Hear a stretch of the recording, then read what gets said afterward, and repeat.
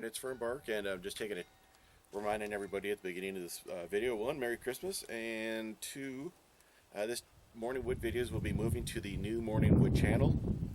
This is going to be the last Morning Wood video on this channel. I decided to do this just mainly to streamline content consistency across this channel and the Morning Wood one. I just decided I wanted to split those up into two different things. So super awesome if you follow me along to the new channel and keep watching those videos. And thanks for watching. 4 o'clock in the morning. No, it's not. It's like 5:30.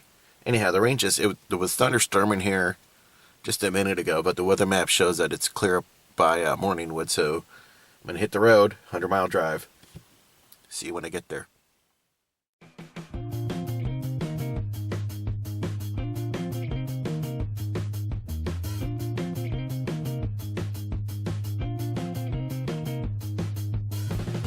So it's about 9:45 on the 15th of November, and I'm been up here like 15 minutes. I'm already gassed because I had to rake out the bottom of my driveway, which looks clear now, but it was filled with tree branches, which was just enough branches to make my tires spin out so I couldn't get up the driveway.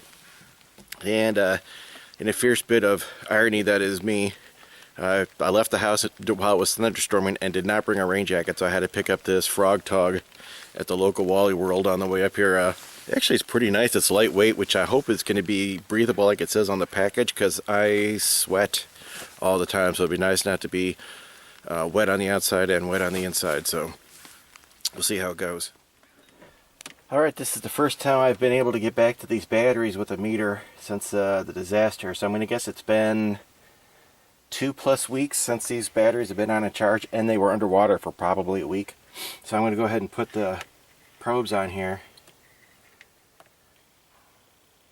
And I got 10.26 volts, so I'm hoping that's not too low. It's better than I thought it was going to be. I thought it was going to either be 0 or like 5.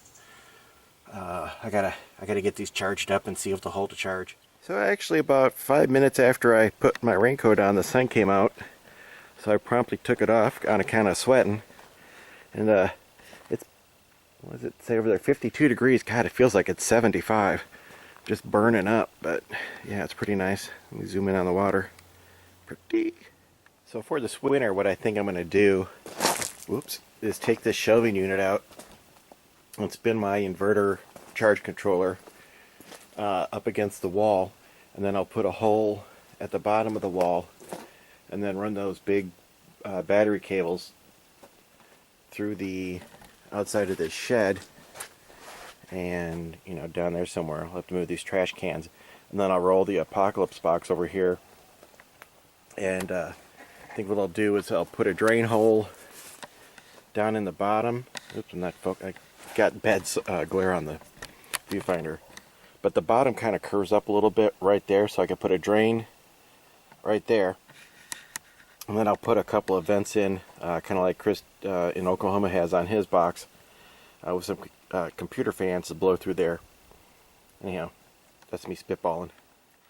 So this is my 2014 Ford Focus, and the top 5 things I love about it would be that it gets over 40 miles to the gallon on the highway, and about 36 in the city. After that, the things I love about it starts to get a little thin. I really wish I had something that could haul a little bit more, but when you do that, you start losing gas mileage in a hurry. So, but this is just not tenable to pack and repack every time I come up here. Plus, look at these tires. Those are not really good for driving up a gravel driveway.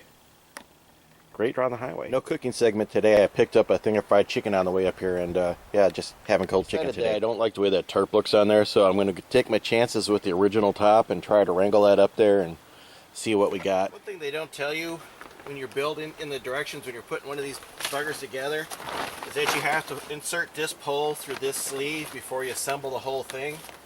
It's a mistake I made the first time. Really will piss you off. So I got a couple of known problems. This sleeve is okay, but the sleeve on this half is just completely shot and ripped apart, so there's no way to secure that bar to the tarp top. And then the other problem on the same corner is there's a strap right here, and if I slowly pan over here, You can kind of see it hanging down here. It got pulled through. And what you do is you tie down the corners like you see right here. And that's what pulls the top tight around the edge of the frame. So the back edge of this is not tight like it's supposed to be. Oh, that's not overly tight either right there. Anyhow, I got to figure something else out. And then the other problem is going to be up here on the top. Let me see if I can pan back for you. Well, it's hard to see, but this is very loose right here, and if it rains, this is just going to pool. So I got to put something underneath there to pop that up so it doesn't collect. I have the poles for a second shelter, but no top. I wonder what happened to the top, he ponders aloud. Well, I think that looks better than like half a tarp covering it. The back end of that is still not really secured very good, so I'm going to have to pick up something before I come up here the next time and try to finish that thing off.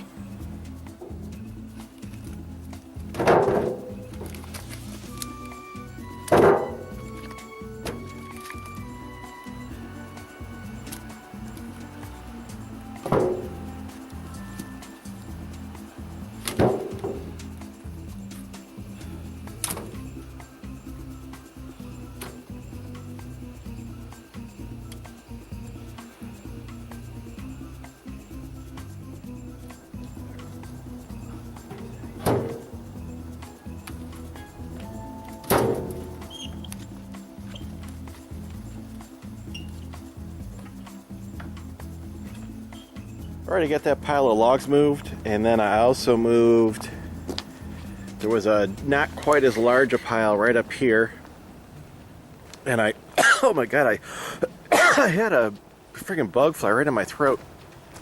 So I got all these moved in here. These logs are so wet. I mean, they could not be wetter if they had like floated in the river all year.